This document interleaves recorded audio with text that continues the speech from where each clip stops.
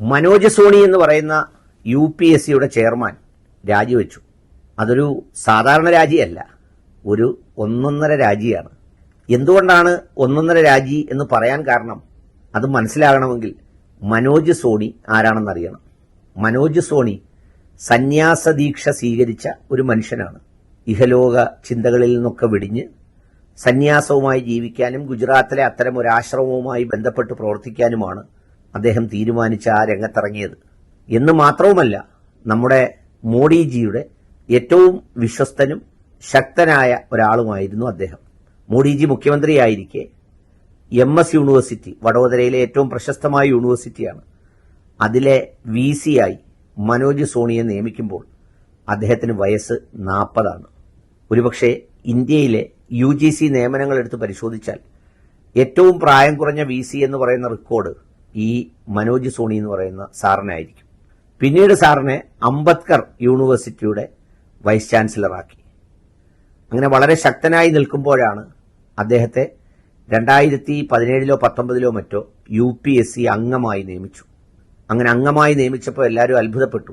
കാരണം സാധാരണ UPSCയിൽ നിയമിക്കാറുള്ളത് വളരെ മുതിർന്ന, ഭയങ്കര ക്രെഡിബിലിറ്റിയുള്ള, പൊളിറ്റിക്കൽ അഫിലിയേഷൻ ഒട്ടുമില്ലാത്ത, അതിലൊന്നും ആരും പൊളിറ്റിക്കൽ അഫിലിയേഷൻ കണ്ടിട്ടേയില്ല, അത്തരത്തിലുള്ള ആളുകളെയായിരുന്നു നിയമിച്ചിരുന്നതെങ്കിൽ അവരെ എല്ലാം ഒഴിവാക്കി നമ്മുടെ ജിയുടെ പുതിയ രാജ്യത്തെ കെട്ടിപ്പടുക്കുന്നതിന്റെ ഭാഗമായിട്ടാണ് മനോജ് സോണി സാറിനെ UPSCയിൽ നിയമിച്ചത്.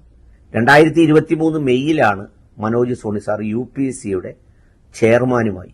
UPSCയുടെ ചെയർമാൻ എന്ന് പറഞ്ഞാൽ കൊച്ചു കളിവല്ലോ ആണോ? സംഗതി ഇപ്പൊ രാജിവെച്ചത് എന്താണെന്നാണ് മാധ്യമപ്രവർത്തകർ അന്വേഷിക്കുന്നത്.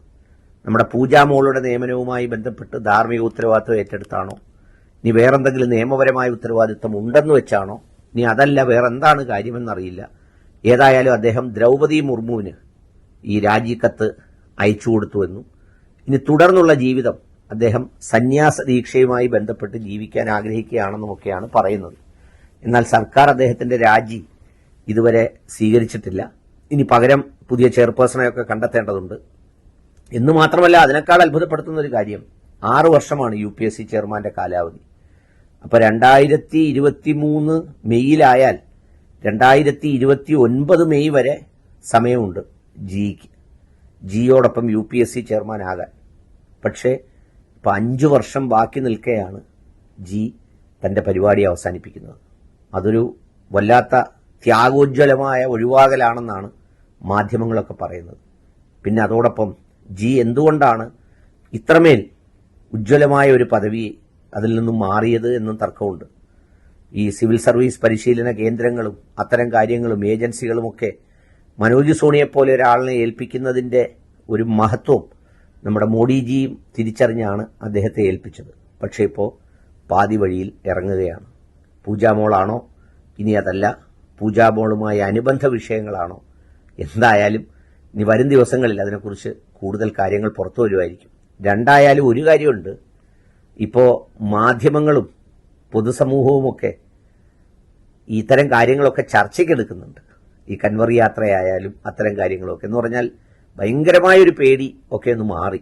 ഒരു ചെറിയ ജനാധിപത്യത്തിന്റെ പ്രകാശമൊക്കെ എവിടൊക്കെയോ ഇങ്ങനൊരു കൊള്ളിയാൻ മിന്നുന്നത് പോലെ മിന്നുന്നുണ്ട് എന്നുള്ളത് ഒരു ഭംഗിയാണ്.